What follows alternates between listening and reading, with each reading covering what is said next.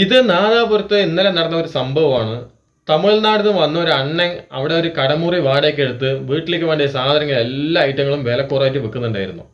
വിലക്കുറവ് വിൽക്കുന്നതുകൊണ്ട് നല്ല തിരക്കുണ്ടായിരുന്നു.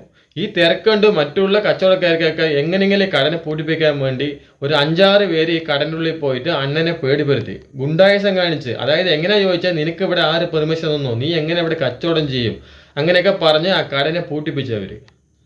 പക്ഷെ ഈ ന്യൂസ് അറിഞ്ഞ് പിറ്റേ ദിവസം ആ നാട്ടിലുള്ള നല്ലവരായ ആൾക്കാർ എല്ലാവരും ചേർന്ന് ആ കടനെ തുറക്കാൻ വെച്ചു.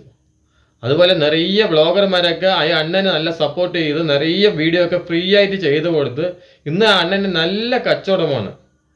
പക്ഷെ എനിക്ക് പറയാൻ വേണ്ടി ഒന്നേ ഉള്ളൂ കച്ചവടക്കാരോട്. എന്താ അറിയോ, സാധനം വാങ്ങാൻ വരുന്ന കസ്റ്റമർക്ക് 2 രൂപ കുറവ് എവിടെയോ അവിടെയേ പോവുള്ളൂ.